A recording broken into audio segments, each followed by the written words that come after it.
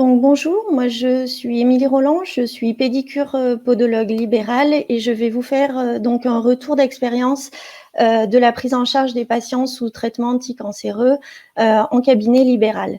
Je vais d'abord me présenter. Donc je suis diplômée depuis une quinzaine d'années et j'exerce en cabinet libéral à Lyon depuis 2009. Et j'ai été confrontée, comme beaucoup d'entre vous, à des pathologies que je ne savais pas forcément traiter, puisque je n'avais pas forcément les connaissances ni théoriques ni pratiques. Et du coup, j'ai donc entrepris une formation dans la prise en charge des patients atteints de cancer en 2018, ainsi qu'une formation dans la gestion de la douleur par l'hypnose. Ce qui m'a aidé à traiter plus facilement ces pathologies et à accompagner les patients pour retrouver une meilleure qualité de vie. Je vais donc vous parler de plusieurs axes dans le retour qu'on peut avoir de la prise en charge de cette pathologie en cabinet. Premièrement, je vais vous parler un petit peu de la typologie des patients qu'on peut rencontrer en cabinet, les différentes pathologies qu'on va également retrouver. On va aussi pouvoir parler de notre rôle de pédicure podologue en cabinet libéral et des freins à la prise en charge en cabinet libéral. Tout d'abord, la typologie des patients qu'on va rencontrer au cabinet. Je dirais qu'on a trois types de patients qui vont consulter. On aura le patient en consultation de première intention. Donc clairement, le patient consulte pour un des effets secondaires des traitements anticancéreux. Donc c'est un patient qui est en cours de traitement ou qui va rentrer en protocole de traitement. Donc son motif de consultation est clairement soit un des effets secondaires, soit un motif de consultation en prévention d'un protocole qui va être mis en place. On va aussi retrouver au cabinet un patient régulier du cabinet en consultation classique qui va venir vous consulter normalement, classiquement, et on apprend effectivement au détour de la consultation qu'un traitement va être mis en place. Et on va également rencontrer donc un patient qui va être orienté par ce que j'appelle un tiers consultant du cabinet.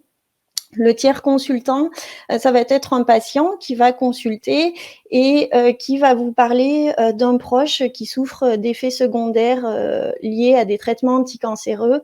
Et souvent, ce proche se retrouve un petit peu en errance médicale.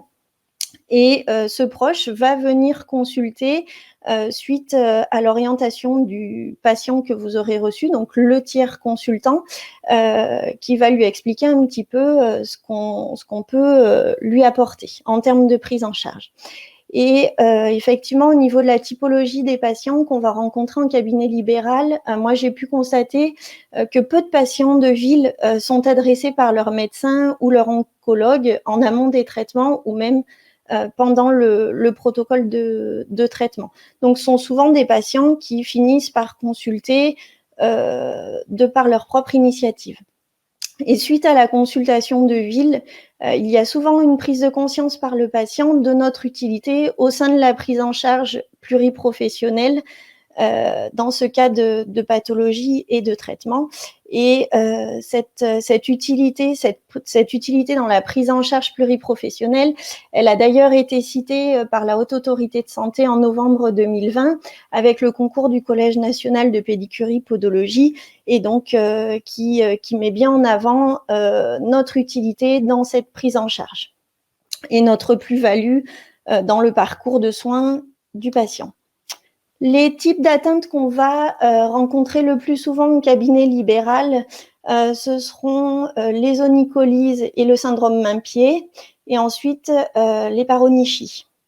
Les patients qui vont consulter pour les onycholises et le syndrome main-pied, ce sont des patients qui vont consulter le plus souvent pour ces motifs, en sachant que ça provient de leur traitement, puisqu'en amont du traitement, ils auront été sensibilisés aux effets secondaires sont des patients qui en général vont être un petit peu plus inquiets, stressés, qui vont avoir besoin d'écoute, de réconfort, de conseils et de suivi, puisque ce sont des patients qui ont conscience que cela peut affecter leur qualité de vie. Ce seront des patients qui seront très appliqués dans leur traitement. Ensuite, on va rencontrer également le cabinet libéral, alors les paronychies, où là, ce sont des patients où c'est un petit peu plus compliqué, puisque c'est des patients qui viennent le plus souvent consulter parce qu'ils pensent avoir un ongle incarné. Ils n'ont pas toujours conscience que ça peut être un des effets secondaires de leur traitement anticancéreux. Et face à ces pathologies-là, on peut avoir des difficultés de prise en charge qui souvent sont liées à l'interrogatoire, qui peut être compliqué puisque être sous traitement anticancéreux, avoir un cancer, ça reste malgré tout pour certains patients un tabou. Et il faut vraiment travailler le recueil de données face aux paronychies pour savoir si effectivement nous sommes dans un des effets secondaires d'un traitement anticancéreux. Donc effectivement, pour tous ces patients, pour toutes ces pathologies liées aux effets secondaires, ça va vraiment être une prise en charge spécifique. Et en consultation libérale, on peut être amené à voir toutes ces pathologies et pratiquement à tous les stades. Notre rôle donc de pédicure podologue libéral en ville va être multiple, puisque pour tous ces patients, donc notre rôle sera vraiment de traiter les pathologies, donc bien évidemment dans la limite de notre domaine de compétences, selon le degré de sévérité et ou d'aggravation et de répercussion sur la qualité de vie de notre patient. Une prise de contact avec l'oncologue ou le service dans lequel est suivi le patient me paraît indispensable, effectivement, à la bonne prise en charge pluriprofessionnelle de ces patients. Et le traitement de ces pathologies en cabinet passe le plus souvent, et selon le stade auquel arrive le patient, par des soins de prévention, par de l'éducation thérapeutique et surtout de l'écoute et de l'empathie. Notre rôle, on aura un rôle effectivement de prévention, un rôle curatif où on va participer à la guérison de certaines pathologies qui sont des effets secondaires, donc des traitements anticancéreux, et on aura également un rôle de lanceur d'alerte. Dans notre rôle de prévention, on aura un rôle assez important au niveau de l'écoute, de la réassurance du patient, puisqu'un traitement anticancéreux, ça demeure quand même une épreuve et tous ne le vivent pas de la même façon. Donc c'est vrai que l'accompagnement, l'empathie, l'écoute, ça sera quelque chose d'assez important dans notre temps de consultation. Puis, on va passer sur de l'éducation thérapeutique, de la sensibilisation aux facteurs favorisants des effets secondaires. Donc là, on aura quelquefois un rôle peut-être de redite de ce qui a été dit en soins de support ou en consultation oncologique à l'hôpital, mais ça les rassure de savoir que tous les accompagnants, tous les acteurs de santé sont sur la même longueur d'onde et sont vraiment là pour les réassurer et faire en sorte qu'ils vivent le mieux possible leur traitement. On aura également un rôle curatif, donc on va participer activement à la guérison avec, par exemple, dans le traitement des blocages de courbure, des onychoplasties, une répartition de charge avec une semelle orthopédique pour effectivement permettre aux patients de ne plus souffrir de ces effets secondaires et de pouvoir continuer plus sereinement son protocole de traitement. On aura également un rôle important qui est le rôle de lanceur d'alerte, puisqu'on peut se retrouver avec des patients qui viennent consulter, des patients qui ont quand même une qualité de vie qui se retrouve altérée, Et effectivement, quand l'évolution est défavorable, il me paraît essentiel de prendre contact avec l'équipe soignante, donc soit l'équipe soignante hospitalière, l'oncologue, soit l'équipe de soins de support, donc pour les prévenir de ce que nous, on a pu voir en cabinet et de la façon dont le vit également le patient. Au niveau de l'éducation thérapeutique au cabinet, elle va s'appliquer pour tous les types d'effets secondaires avec une prédominance qui va d'abord concerner les onycholyses. On va rappeler aux patients les facteurs favorisants et les moyens de prévention possibles, avec, quitte à leur remettre un petit protocole à suivre pour leur séance, et ainsi que pour le syndrome main-pied, où on va vraiment axer les conseils sur une hydratation régulière, sur l'importance du chaussage et du choix des chaussettes. Tous ces soins, ils vont être possibles en amont de la mise en place du protocole de traitement et pendant les semaines de pause, d'où l'importance du recueil de données et de l'interrogatoire, pour avoir connaissance du déroulement du traitement et de la prise en charge en oncologie du patient, pour que nous, de notre côté, on puisse l'accompagner au mieux et lui donner les conseils adaptés. Face à tous ces effets secondaires, effectivement, la prise en charge pluridisciplinaire me paraît vraiment nécessaire, et nous jouons vraiment un rôle important en libéral, notre rôle d'acteur de santé, puisqu'en fait, notre relation particulière avec les patients au cabinet, 30 à 45 minutes de consultation, nous confère vraiment un rôle dans la détection de ces effets secondaires, mais aussi dans la prévention, l'accompagnement et le fait de vivre mieux leur traitement, de les accompagner dans leur prise en charge. Alors, par contre, effectivement, en cabinet libéral, sur la prise en charge de ces patients, on rencontre certaines difficultés et obstacles à la prise en charge de ville, qui sont souvent la méconnaissance de notre profession, la difficulté à créer du lien, la désinformation du patient sur nos compétences et le manque de praticiens pédicures podologues formés à cette spécificité-là. Pourquoi la méconnaissance de notre profession ?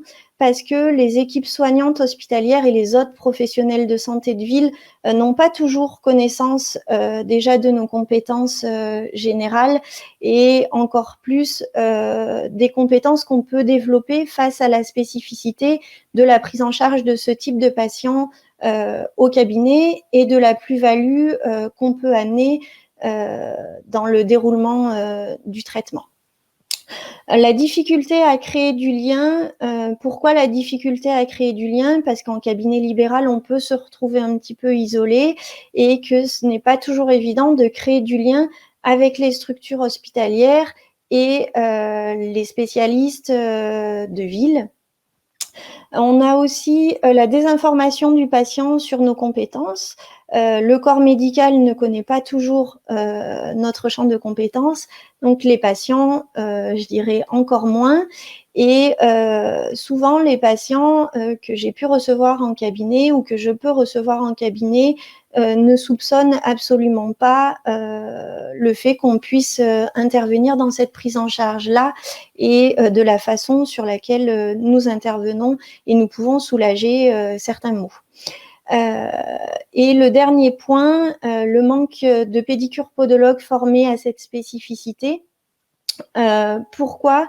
Parce que cette prise en charge est spécifique, parce qu'on n'a pas eu tous les données théoriques et pratiques face à cette approche, et de ce fait, on a des consultations qui aboutissent chez des pédicures podologues qui sont pas toujours formés, et du coup une prise en charge qui n'est pas toujours totalement adaptée, avec des patients qui se retrouvent un petit peu à errer d'un cabinet à l'autre ou d'un spécialiste à l'autre. Du coup, face à toutes ces difficultés et obstacles, je pense qu'il y a certaines pistes envisager des pistes d'évolution possibles pour notre prise en charge en cabinet libéral. Ça serait d'abord d'étendre la formation spécifique au plus grand nombre de pédicures podologues libéraux et de faire en sorte de créer un maillage de pédicures podologues sensibilisés à ces pathologies-là.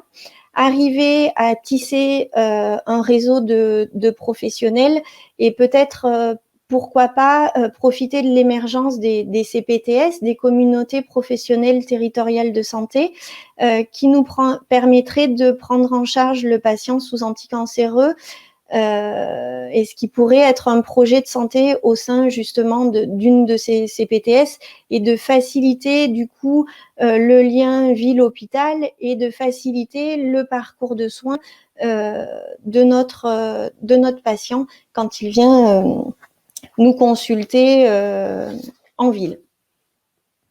En conclusion, c'est vrai que nous sommes de plus en plus amenés en cabinet libéral à recevoir en consultation des patients sous traitement anticancéreux et nous avons réellement toute notre place dans la prise en charge de ces patients et dans leur parcours de soins puisqu'on peut vraiment leur apporter une plus-value au niveau du traitement, au niveau préventif et faire en sorte que leur protocole se passe le mieux possible. Et c'est vrai que notre reconnaissance, la reconnaissance de nos compétences et de notre utilité auprès des autres acteurs de santé prendra certainement un petit peu de temps, comme ça l'a été au niveau des pieds diabétiques. Mais plus nombreux nous serons à nous intéresser et à nous former à cette spécificité-là, plus vite ça ira et plus vite ce sera bénéfique au patient et à son parcours de soins. Je vous remercie.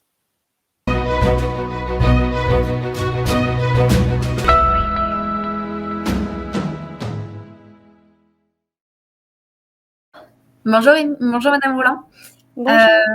Merci beaucoup pour cette présentation et puis merci de pouvoir participer à ce direct avec nous. Alors, ce qu'on va faire, c'est que dans un premier temps, vous avez deux cas pratiques que vous avez préparés, comme le disait Céline Archer tout à l'heure. Donc, un sur la prise en charge du syndrome main-pied en cabinet libéral et puis un autre cas pratique sur la prise en charge d'une paronychie. Là encore, voilà, en cabinet. Ce que je vous propose, c'est que vous puissiez commencer par le cas sur le syndrome main-pied. Si les participants ont des questions qui viennent au fur et à mesure du cas, ils pourront les poser. Si vous voulez bien, à la fin du premier cas, vous répondrez aux potentielles questions. Et puis sinon, vous pourrez enchaîner sur le second cas, donc sur la paronychie. Et dans tous les cas, on prendra ensuite un temps suffisamment long pour répondre à toutes les questions sur votre intervention. C'est bon pour vous? Très bien, parfait. Allez, merci beaucoup. Alors, donc, je vais vous parler effectivement de la prise en charge du syndrome main-pied, donc en cabinet libéral. Suivant. Donc, la définition, elle est à connaître puisque ça nous permet d'identifier ensuite le syndrome. C'est une des toxicités cutanées induites par les traitements anticancéreux les plus courantes et c'est un trouble qui est caractérisé donc par un érythème, une gêne qui est marquée par un gonflement, des picotements au niveau de la plante des pieds mais aussi la paume des mains et ce, toujours de façon bilatérale. Pas forcément d'atteinte symétrique. Un pied ou une paume de main peut être plus ou moins atteinte que l'autre, mais il y aura toujours une atteinte bilatérale. Le syndrome main-pied peut, selon son grade, être invalidant et avoir une répercussion donc importante sur la qualité de vie de notre patient et sur le déroulement de son protocole médicamenteux, de son protocole de soins, pouvant aller jusqu'à son arrêt, nécessiter son arrêt. Notre prise en charge au cabinet, elle aura vraiment pour but d'accompagner au mieux notre patient pour limiter l'impact sur sa qualité de vie, mais aussi et surtout lui permettre le maintien de son protocole de traitement. Suivante.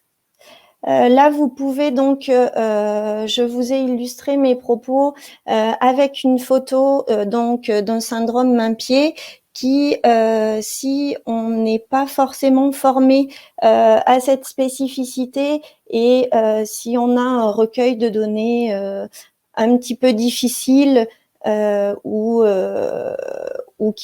qui est incomplet, on peut vite se tromper dans le diagnostic et donc dans la prise en charge. D'où l'importance de notre interrogatoire, de la connaissance clinique de cette pathologie-là, pour en poser effectivement le diagnostic et évaluer l'impact chez le patient pour ajuster sa prise en charge. Donc, je vous disais qu'il était souvent localisé au niveau de la plante des pieds. En bilatéral, il est très souvent dose dépendant. Il va être plus ou moins douloureux selon le grade et plus ou moins impactant sur la qualité de vie de nos patients. À l'interrogatoire, ce qui peut orienter notre diagnostic, c'est aussi de connaître un petit peu la pharmacologie qui est utilisée pour les chimiothérapies. Ça nous permet d'orienter notre diagnostic. Ensuite, il nous faudra aussi identifier les facteurs de risque. Suivante. La prise en charge, donc, elle va être à plusieurs niveaux. Comme je vous l'ai dit dans mon petit enregistrement, la prise en charge sur le SMP, elle va être d'abord préventive et éducationnelle. En soi, elle va passer par une sensibilisation sur les facteurs favorisants qui vont avoir pour but de limiter les traumatismes de la vie quotidienne avec un conseil sur le chaussage adapté, le choix des chaussettes, éviter le synthétique qui va favoriser les échauffements, un capitonnage plantaire et un amorti préventif pour limiter l'inflammation et l'application quotidienne d'un topique hydratant adapté à chaque patient pour lutter contre la xérose cutanée et des soins de pédicurie qui vont être adaptés chez un professionnel de santé compétent, en l'occurrence le pédicure-podologue, et surtout pas de soins de salle de bain, donc pas de soins effectués par le patient lui-même. Et notre prise en charge thérapeutique, elle va s'adapter finalement à la fonction de la sévérité du syndrome main-pied que l'on va rencontrer au cabinet et de nos compétences. En phase inflammatoire, on ne fera pas de soins de pédicure et on orientera notre patient vers l'équipe médicale pour une prise en charge médicale, souvent à base de dermocorticoïdes sur quelques jours. Et une fois l'inflammation cutanée, en concertation toujours avec l'oncologue et l'équipe médicale, on pourra effectivement réaliser un soin instrumental et prescrire, si cela n'est pas déjà fait, une hydratation topique adaptée. Suivante. Donc la première diapositive, concernait la prise en charge d'un syndrome main-pied diffus.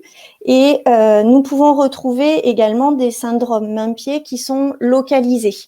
Le syndrome main-pied localisé, si on ne connaît pas réellement la pathologie, on va avoir tendance à la traiter comme on aurait tendance à aborder des hyperkératoses classiques. Seulement ici, c'est une hyperkératose qui est quand même un petit peu différente puisqu'elle est bien délimitée, elle est bien visible et elle est quand même assez caractéristique avec un pourtour plus ou moins inflammatoire, érythémateux, plus ou moins douloureux et avec un impact assez important sur la qualité de vie du patient, tant au niveau du périmètre de marche, puisqu'on se retrouve avec des patients qui ne peuvent même plus aller faire leurs courses dans les cas les plus graves et qui ne peuvent plus se chausser.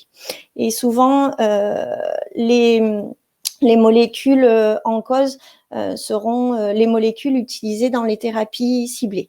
D'où l'importance, une fois de plus, d'être formé à ces spécificités pour en connaître un petit peu la pharmacologie et les effets induits par les différentes thérapies.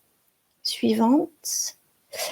Notre prise en charge ici, elle va être préventive aussi. Puisque dès le début du traitement, il va être essentiel d'échanger avec son patient sur les protocoles qui vont être mis en place et sur les éventuels effets secondaires qui pourront apparaître. Et effectivement, si on a un risque de SMP localisé, il sera bon d'effectuer un bilan podologique pour repérer les zones d'appui et confectionner des orthèses plantaires de répartition de charge qui seront adaptées, et également un bon chaussage adapté aux pieds et à l'activité de notre patient. On aura aussi un rôle dans la prise en charge curative avec l'exérèse de l'hyperkératose, mais qui ne sera ici possible qu'en dehors des phases inflammatoires et toujours lors des semaines de pause, en concertation, toujours avec l'équipe soignante et l'oncologue du patient. Suivante. Et donc, en conclusion, eh bien, qu'il soit localisé ou diffus, le SMP peut entraîner une réévaluation et ou une interruption du traitement anticancéreux. Et ça, il ne le faut effectivement pas. Et la prise en charge donc du SMP est spécifique et elle va vraiment nécessiter des connaissances qui sont, comme je viens de vous l'expliquer, qui sont cliniques, pharmacologiques et pratiques, d'où l'importance qu'on soit de plus en plus formé à cette prise en charge spécifique. Et c'est vrai que la relation thérapeutique qui est mise en place entre nous praticiens et notre patient, elle est réellement primordiale parce qu'elle le rend acteur de sa prise en charge. Elle lui permet à lui aussi de mieux appréhender son traitement, de mieux détecter les premiers signes de la pathologie et de consulter de façon précoce avec effectivement une prise en charge qui lui permettra une meilleure continuité de son protocole médicamenteux avec effectivement un moindre retentissement sur sa qualité de vie. Déjà que l'annonce d'un cancer est quand même un grand bouleversement. Voilà. Alors, on fait une petite pause, Émilie, parce qu'on a eu beaucoup de questions sur la paronychie, mais on vous les posera après le prochain cas. Par contre, on a une question qui est remontée sur le syndrome Main-Pied. Assez précise, qui dit « Le syndrome Main-Pied est forcément bilatéral, contrairement à la dyshydrose ». Point d'interrogation. Alors, est forcément bilatéral, contrairement à la dyshydrose.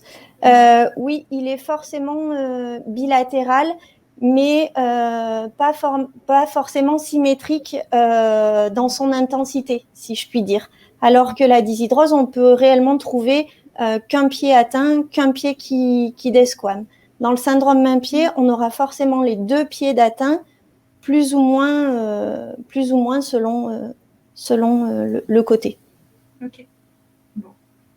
Du coup, on peut enchaîner sur le cas sur la paronychie. Oui. Et puis, on se retrouve après pour les questions un peu plus spécifiques. D'accord. Ok, à tout de suite. Merci. Alors, pour illustrer mes propos, deuxième cas clinique, peut-être qu'on rencontre beaucoup et qui suscite beaucoup d'interrogations, la prise en charge de la paronychie en cabinet libéral. Suivante. Donc la définition, c'est une toxicité qui va périinguéale, qui est induite par souvent les thérapies ciblées. Et ces thérapies, en fait, par leur principe d'action, elles vont favoriser la pénétration de la tablette inguéale dans le tissu périinguéal. Et on va retrouver effectivement une inflammation de ce tissu qui peut être plus ou moins associé à un granulome pyogénique, un botryomycome, qui va prendre souvent l'aspect d'un pseudo-ongle incarné. Effectivement, c'est un des diagnostics différentiels et d'où l'importance, encore une fois, de notre interrogatoire. Tous les orteils peuvent être touchés avec souvent une prédominance au niveau de l'hallux qui peut entraîner une gêne fonctionnelle importante avec également un retentissement sur la qualité de vie de notre patient. Ça peut également toucher les ongles des mains. Suivant. Donc là, je vous ai illustré mes propos par une photo de Paronishi qui, à première vue, eh bien c'est vrai, ça ressemble à un ongle incarné. Seulement, on n'a pas de présence de harpon. On a tous les signes de l'ongle incarné, la douleur.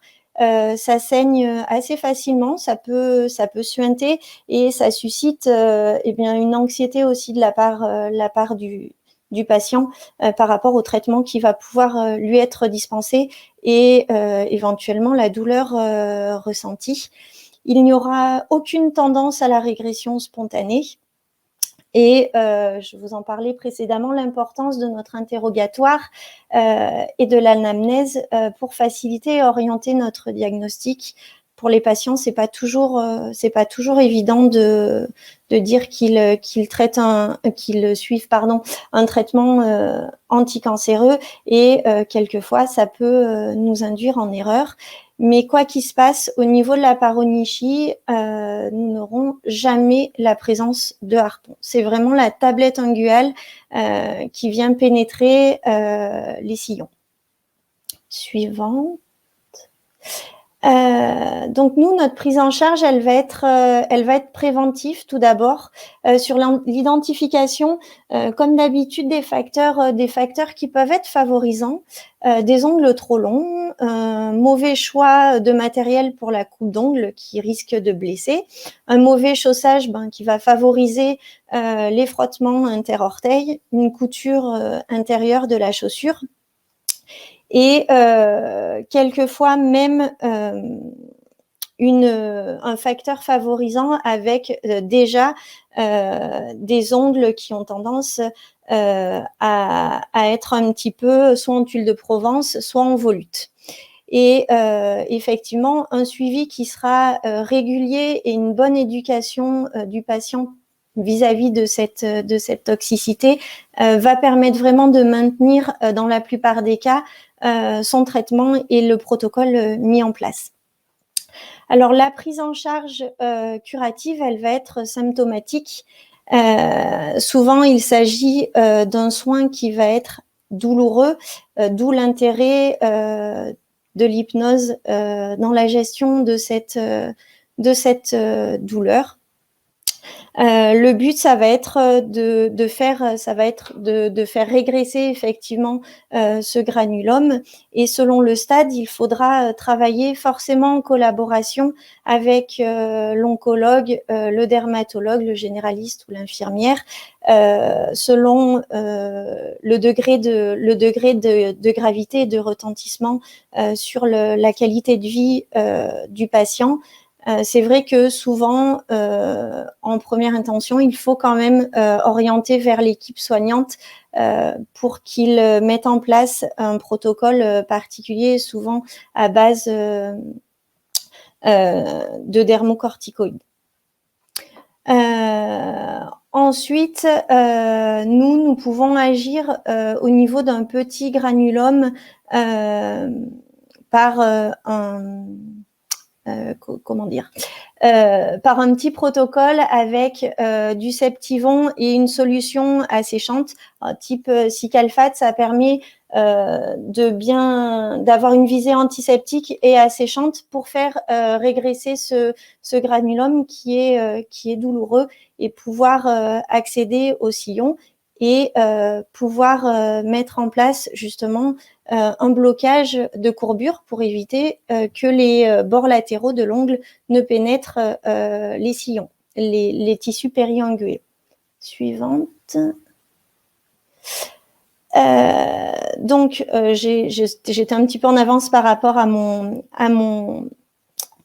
PowerPoint. Le protocole, donc il y aura toujours un petit lavage énergique. Si ça saignote un petit peu, c'est normal, et il faudra toujours alterner avec un antiseptique et un topique à visée asséchante. Nous, ce qu'on va pouvoir faire à notre niveau, d'une fois que le granulome sera traité ou sera en phase de régression, on va couper l'ongle à l'aplomb de la pulpe en suivant la morphologie de l'ongle, ni trop long ni trop court. Et donc, si l'abord le permet, la mise en place d'une orthonixie de blocage de courbure. Alors, j'ai vu passer quelques questions là-dessus. L'idée, c'est de mettre en place une orthonixie non agressive sous forme d'une bande de résine photopolymérisable transversale qui va limiter la pénétration des bords latéraux de l'ongle dans les tissus périingueux en les relevant mécaniquement. Suivante. Et en conclusion, cette prise en charge délicate et particulière, elle est souvent orientée par les sensibilités et les retours d'expérience de chaque équipe soignante.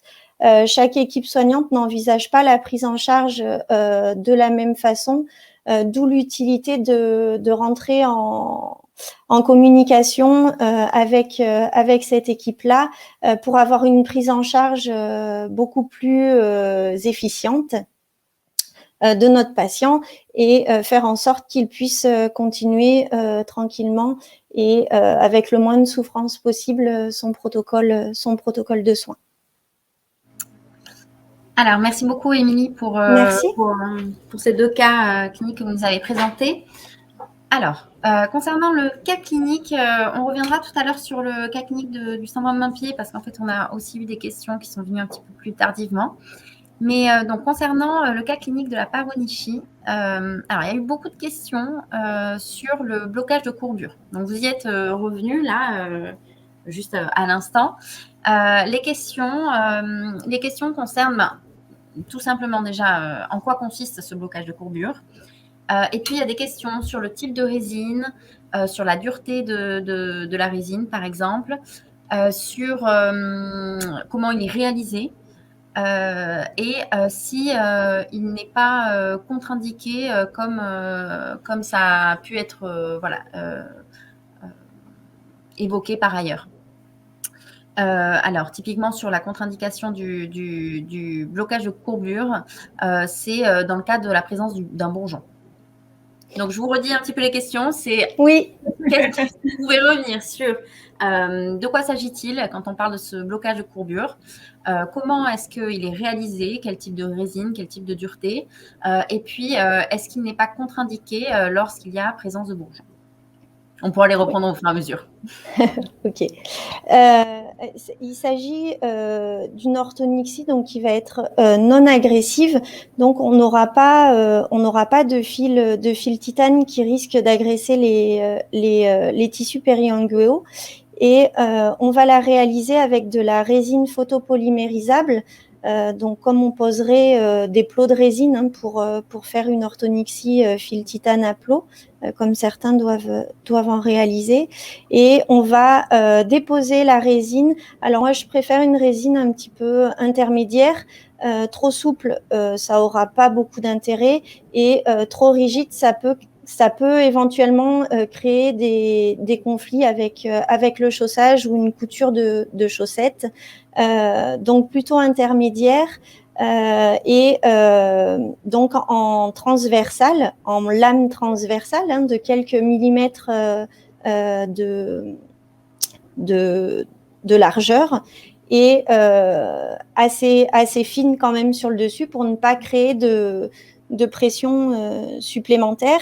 Et cette orthonixie, elle va agir un petit peu comme une contention, blocage de courbure, comme une contention finalement pour préserver la forme de l'ongle et éviter justement que cette tablette ne vienne pénétrer les tissus périingueux. Et elle se réalise classiquement comme quand on réalise une onychoplastie ou autre. Il y a exactement la même préparation en amont de l'ongle. Mmh. Alors, je me permets de continuer sur justement ce granulome. Il y a une question plutôt physiopathologie sur la cause en fait de l'existence de ce granulome. Est-ce qu'il est plutôt lié à une agression de l'ongle ou à un déficit de la résistance de la peau du sillon, selon vous? Alors, ce granulome, il est lié aux molécules qui sont utilisées pour la prise en charge de certaines pathologies en cancérologie, qui vont avoir tendance à modifier un petit peu les tissus et l'épithélium de ce sillon périungual, et surtout au niveau des extrémités. Ça va envoyer une mauvaise information au niveau cutané. Ok. Et du coup, il y a une question sur le granulome. Est-ce que vous pensez que la cryothérapie peut être une solution? Alors, je n'ai pas forcément de retour. Je pense que ça peut être discuté en équipe quand le granulome est quand même important. Après, il faut quand même faire attention aussi à la cicatrisation derrière, puisqu'on a une épidermisation qui est quand même un petit peu bousculée par les traitements. Alors, il y a toujours sur ce granulome, il y a deux questions alors, il y a plusieurs questions en fait sur l'assèchement. Donc déjà, il y a une question, si vous pouvez bien confirmer qu'il s'agit de Cicalfate lotion pour assécher et pas Cicalfate crème. Voilà. Alors, il y en a d'autres. Il y a d'autres solutions asséchantes, du Dermalibour par exemple, aussi. Voilà, suivant les préférences de chacun, mais effectivement, le Cicalfate solution asséchante marche bien par tamponnage. Mmh. Voilà, mais sur toutes ces références, c'est vraiment sur la lotion asséchante que vous insistiez. Oui, tout à fait. Et ensuite, il y a des questions donc sur justement toujours pour assécher. Il y a plusieurs fois la question qui remonte par stylo à l'argent, 20 ou 40, ou par assèchement au nitrate d'argent. Donc voilà, est-ce que vous avez un avis sur ce type de pratique? Alors, pour moi, c'est un petit peu... le nitrate d'argent va être quand même assez agressif. Et pour le coup, avec la couleur du nitrate d'argent, on va avoir du mal à voir un petit peu ce qui se passe autour, et ça peut biaiser un petit peu la prise en charge. Donc, je pense qu'il faut rester sur des choses qui sont plutôt simples et sur lesquelles on continue à voir un petit peu ce qui se passe au niveau des sillons périunguaux et de l'épiderme surtout. Ok. Il y a une remarque de Sclérène qui nous dit attention à ne pas être trop systématique avec les orthonixies, car le problème vient plus des tissus périunguaux inflammatoires et que la cryothérapie courte fonctionne assez bien. Alors, comme je le disais, effectivement, il faut pas être non plus systématique sur les orthonixies. C'est pas un traitement universel que je vous présente, pas du tout. Il faut quand même s'adapter à son patient. Et effectivement, pour répondre à la question, je disais que cette prise en charge de Paronishi, elle est très dépendante de l'équipe pluridisciplinaire avec laquelle vous allez travailler, et la sensibilité de chaque acteur par rapport à cette pathologie et les retours de terrain qu'ils peuvent avoir. Donc effectivement, il peut y avoir des formats, des protocoles de prise en charge, mais en aucun cas le mien n'est universel, et je ne le prône pas pour tous les cas. En tout cas, il y a beaucoup de questions qui en ressortent. On passe peut-être aux questions sur les chaussures, non, Pauline? Oui. Allez. Oui, alors effectivement, pour le coup, est-ce que vous pouvez peut-être préciser quel type de chaussures vous recommandez? Alors, forme, marque, ça c'était la question d'ailleurs.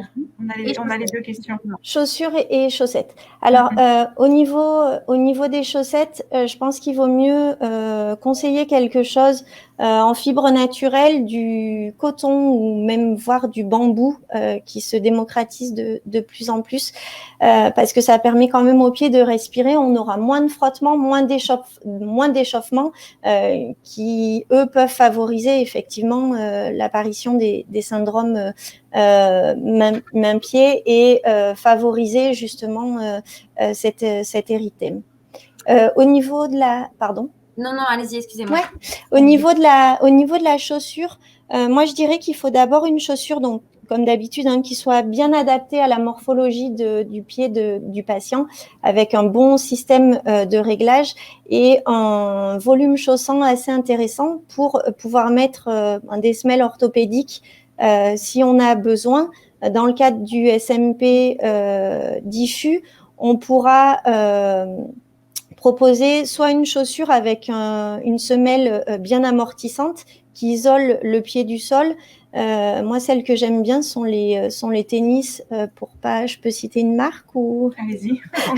La première, les Skechers sont pas mal parce qu'elles sont très souples et elles ont, pour le syndrome main-pied diffus, elles ont un semelage à mémoire de forme qui peut être assez intéressant. Au niveau de la chaussure, toujours quelque chose d'assez souple, d'assez amortissant pour éviter les contraintes liées à l'activité. Est-ce que du coup, j'en profite pour rebondir sur... donc là, on a vu les chaussettes pour, on va dire, les chaussettes du quotidien, les chaussures, mais il y avait aussi des questions sur les personnes qui portaient une contention, donc tout ce qui était chaussettes de contention. Est-ce que vous aviez aussi des recommandations à ce sujet? Alors la chaussette de contention, ça a toujours été un petit peu le problème puisque c'est toujours en fibre plus ou moins synthétique. La chaussette de contention, quand il y en a besoin, on doit la porter. Et effectivement, tout ça se discute avec l'équipe soignante. Si effectivement on pèse le pour et le contre, que faut-il favoriser à l'instant T, la chaussette de contention ou la chaussette de coton pour éviter un syndrome main-pied. Tout ça se discute en concertation. Ok. Il y a quelques questions aussi sur la gestion de la douleur.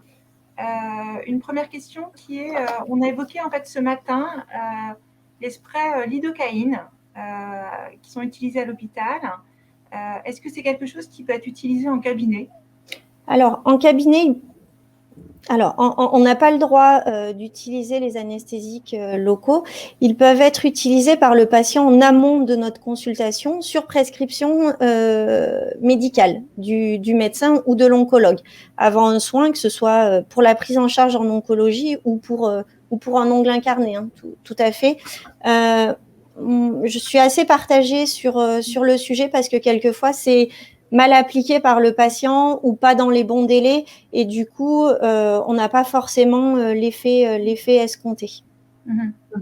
D'où mon intérêt pour l'hypnose, pour rebondir, parce que j'ai vu passer une question à ce sujet.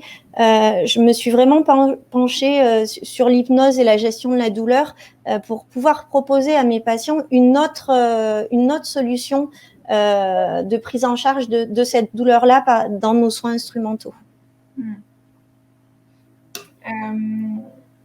Il y a du coup, il y en a qui ont rebondi là sur les chaussettes de contention. Oui.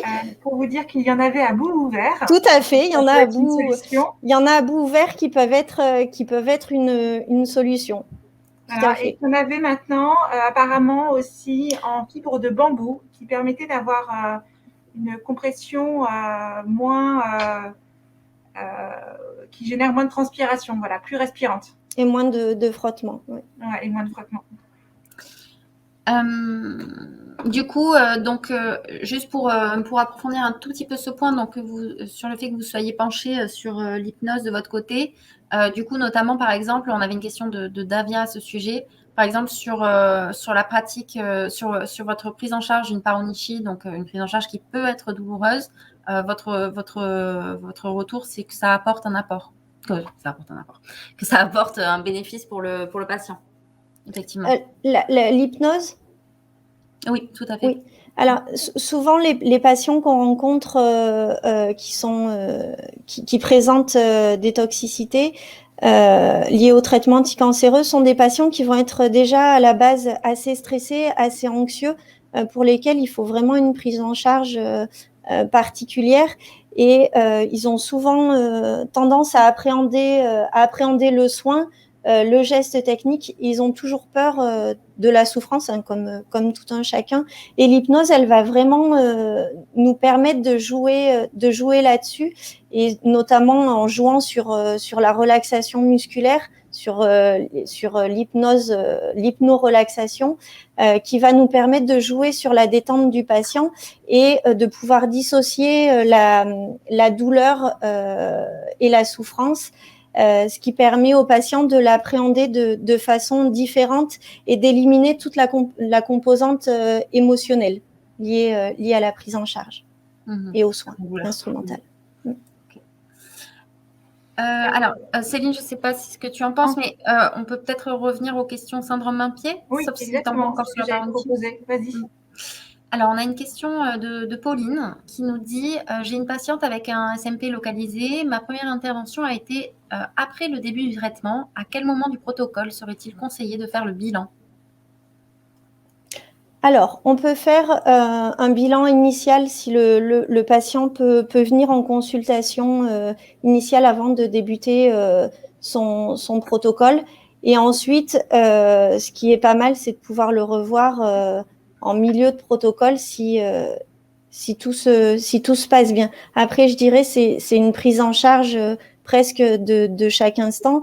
Et en général, dans les services, ils sont quand même relativement bien suivis.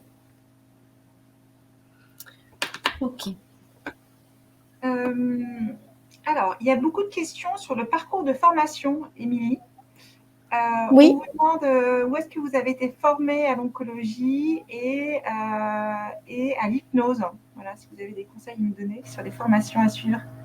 Alors, l'hypnose, j'ai été formée à Lyon avec des médecins anesthésistes, réanimateurs et des infirmières par un centre de formation qui s'appelle Socoform et qui dispense des formations en hypnose aux professionnels médicaux et paramédicaux.